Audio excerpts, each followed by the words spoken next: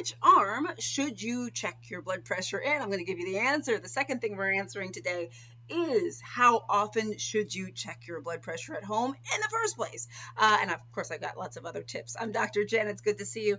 This is my own home blood pressure monitor. It's an Omron machine. That's the name of the brand. I'm going to tell you, by the way, how I chose this one. And I'm going to tell you where you can find a list of validated blood pressure monitors. So you'll want to stick around for that.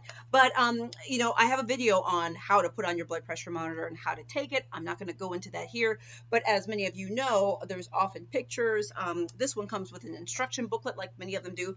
Follow the instructions, follow the pictures, usually pretty easy peasy. Okay, make sure that you're doing your blood pressure and following it, the instructions, and doing it correctly, because that will impact very likely your blood pressure readings. Now, let's talk about which arm we should use to check our blood pressures.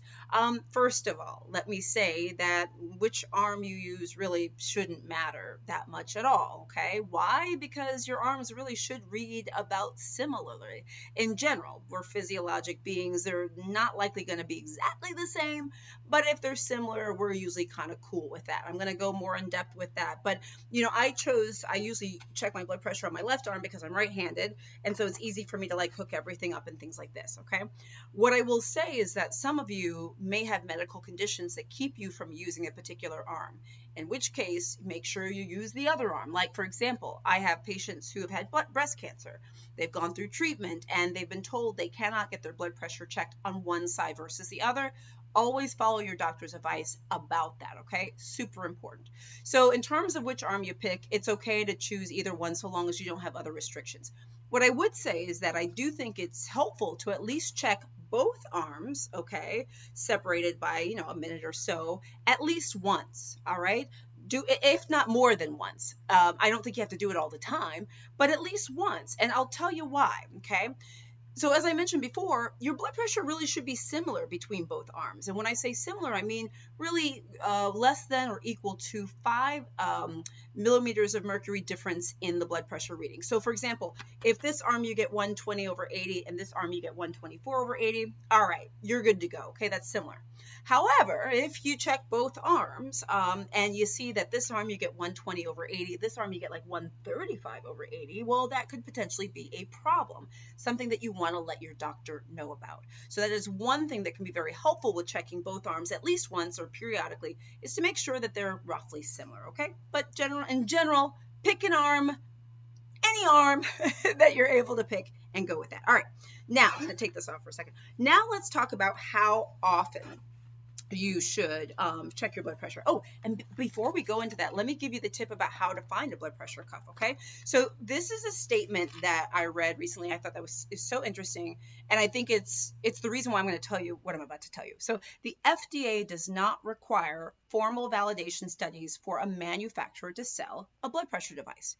What that means is that we may not necessarily know how accurate a blood pressure machine is. And for any of you out there who have blood pressure machines at home, you might have noticed that sometimes your blood pressure machine, like depending on what it is you have, sometimes it may be accurate, but you may have had machines that are not accurate. This happens all the time. By the way, write in the comments if that is you. And I also have a whole nother video on how to tell if your blood pressure monitor is accurate. So I'll make sure I link that here. It's really important. But one thing you can do off the bat is go to a website called validatebp.org. Validatebp.org. That website gives a number of blood pressure machines that have been validated and we do think are solid blood pressure machines to pick. That's actually how I chose this particular blood pressure machine. I recommend it to my patients, but I also recommend that website so they can choose what's right for them. All right. I also have a video on, like, you know, should you pick a wrist cuff versus an arm cuff, and go into all that. All right. So again, I'll link them here. So now let's go back to how often you should check your blood pressure. It's going to depend on what's going on with you. Are we trying to establish the diagnosis of high blood pressure with you? Is it that we've changed your medications and are wanting to see if the medication change is working? Or is it that you're completely stable, okay, and we're just checking in, okay? So a couple of rules about checking your blood pressure, and then I'm going to go into those different scenarios. You want to make sure you check your blood pressure at the same time every day. So have some consistency with that, all right? And then another thing that's really helpful to do is to check your blood pressure at least consecutively. Like, so if you're going to check it, make sure you recheck it after waiting about a minute in between each read. So you want to kind of have an average, right? Don't just do like one and done. So if you're going to check it, do 2 readings separated by about a minute, all right?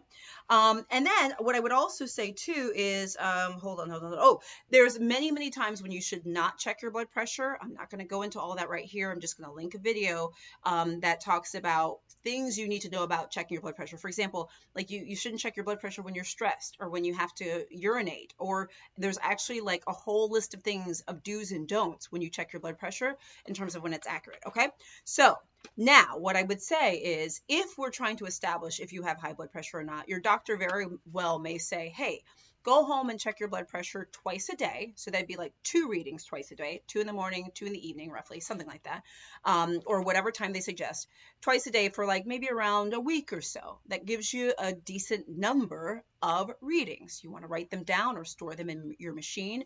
And oftentimes we will average them or sort of take a look at the ebbs and flows, and that can be very helpful. All right. Now, if you are like changing medications or starting medications or increasing medications, sometimes it takes a good 5 to 7 days for certain blood pressure medications to start working. Some work faster than others. So pretty much after a few days of starting the medication, it can be helpful to check a couple times a day for maybe 3, 5, 7 days. That is after you've like started the new medication or, changed the medication or whatever. Okay. And again, these are, by the way, just guidelines. Your doctor may tell you to do something different, but I don't think you can really go wrong with this. Just run it by your doctor and just make sure, and then take your readings again to your doctor. Now, if you're totally stable, your blood pressure has been like rock solid, easy peasy. And by the way, you don't have to keep checking your blood pressure twice a day, every day, forever. This is just for that immediate time until you see your doctor and get further guidance. If your blood pressure is stable, I don't think you need to check it at all every day. Okay, maybe you check it once a month, once a week. Okay, get a couple of readings, average them together. What I would say is that if you check your blood pressure too much, either consecutively or too often in a day, sometimes it can actually just make you anxious.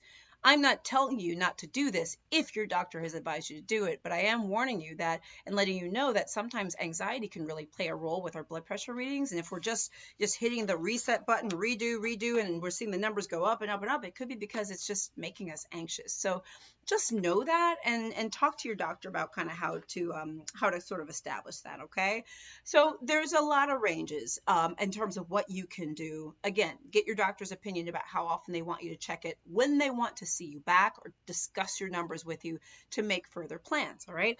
And then make sure you check out some of my other videos I have about, do's and don'ts for checking your blood pressure, how to check if your blood pressure monitor is accurate, a wrist monitor versus the arm monitor, you name it.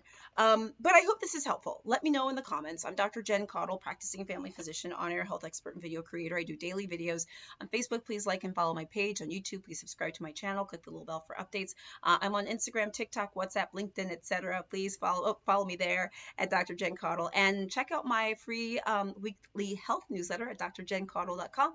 Guys, I'm Dr. Jen. See you soon.